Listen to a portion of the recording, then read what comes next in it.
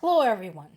Well, this is interesting. One of the big headlines today is that EU wants to resume membership talks with Ukraine and do so as soon as possible. And I would like to know what their thinking is. Here's the reason I ask. In the past, among other things, among satisfying the requirements, the fighting corruption and so on, one of the conditions for Ukraine's joining the EU was the end to the war. So, considering that the war end is nowhere in sight, I'm kind of wondering what's going on there and how do they plan to resolve this.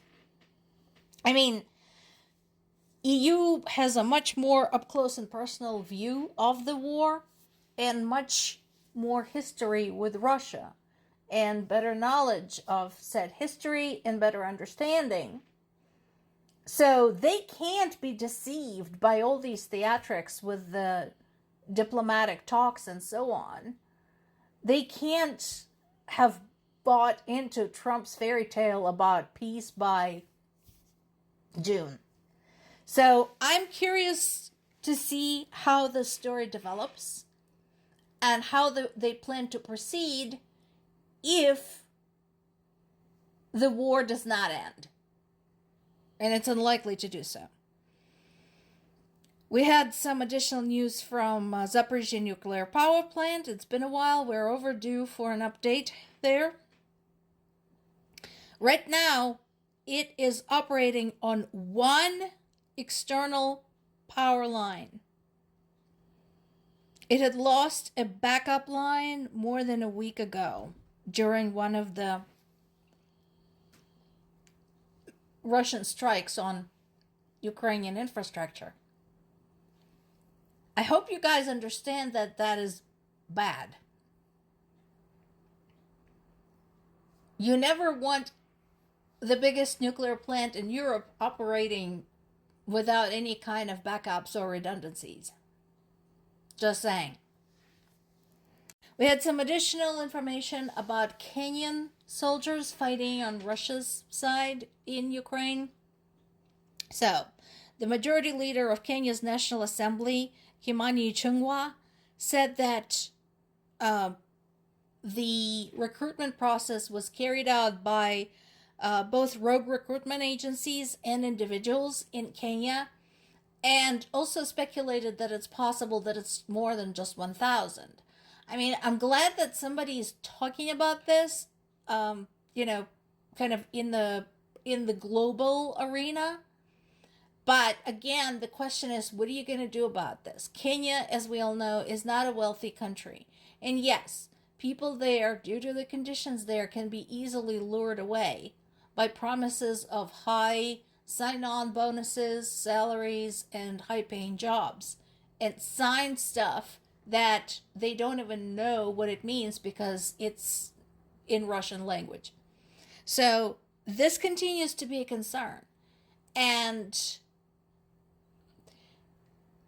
there was actually a report I was watching yesterday where somebody mentioned that this is where we kind of answer the question, why is it important to raise the standard of living, not just in one specific country, but everywhere?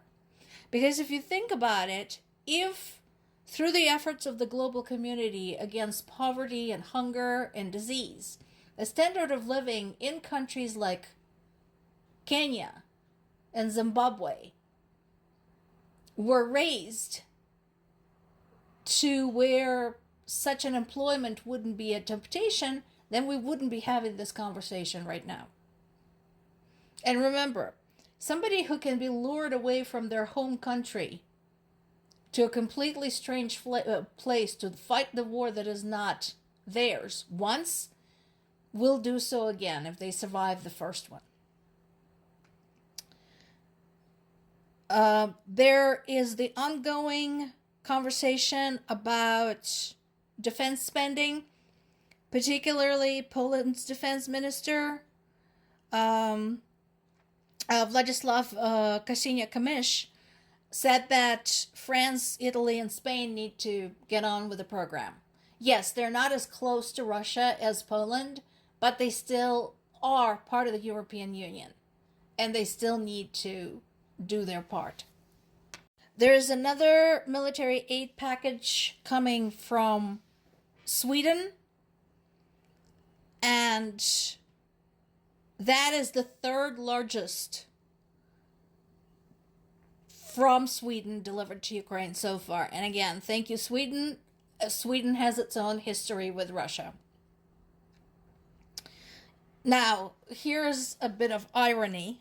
Belarus has been invited to Trump's Board of Peace but couldn't attend because, being a long-term friend and supporter of Russia, Belarus has been subject to sanctions. As the result, the delegation couldn't get visas. Oops. And I'm sure that is the case with quite a few of these so-called Board of Peace participants. Now, this next article, I understand, is probably going to get a lot of pushback. What I encourage you to do is read it as objectively as you can and read the material. I know that there is a lot of dislike of Ukraine's previous president, Poroshenko, who was president after the election that took place after the overthrow of Yanukovych. We had the temporary government led by Turchinov, and then Poroshenko wasn't elected. I know that there is a lot of speculation and suspicion of Poroshenko when it comes to the corruption scandals. There was a lot of theorizing whether he was artificially prolonging the war in the Donetsk region to make profit. Yes, I know those things are there. Trust me, I've been watching this whole thing for a long time now. But I want you to listen to what he had to say, because what he says actually makes a lot of sense. And thing number one that he said was that Putin is a KGB officer. And whatever interactions take place between Putin and anybody else, anybody, not just Trump, not just Zelensky, anybody in the world, there are two things to remember. Never to trust him, and only talk to him when you have something to bargain with, when you're in a position of power. And he is right to be concerned that those things are being ignored by this administration in the US, and not exactly ignored, but not observed closely enough by Zelensky due to his inexperience as a statesman, as a politician. And I mean, if you look at the whole process of negotiations that has taken place since July of 2025, you will see that, yeah, that is very much the case. For some reason, Putin continues to be treated as some type of civilized, reasonable man that you can talk to like a grown-up. And that is not the case. Poroshenko, too, supports the idea of the initial ceasefire. And not, dismissing the idea as like, oh, it's all or nothing. I agree with him there. And again, Zelensky, too, has been kind of coming round to that idea. And I also like what he said. We have another problem. Trump doesn't understand Putin. And that is a global tragedy, and not just for Ukraine. Spot on. And continued, and I quote here, Putin wants to restore the Soviet Union. Putin wants to reestablish the Russian Empire. I have no doubt about that. He dreams about his place in history. This article is on the Politico website. I know it's going to rub a lot of you the wrong way, but I encourage you to peruse it. More to come.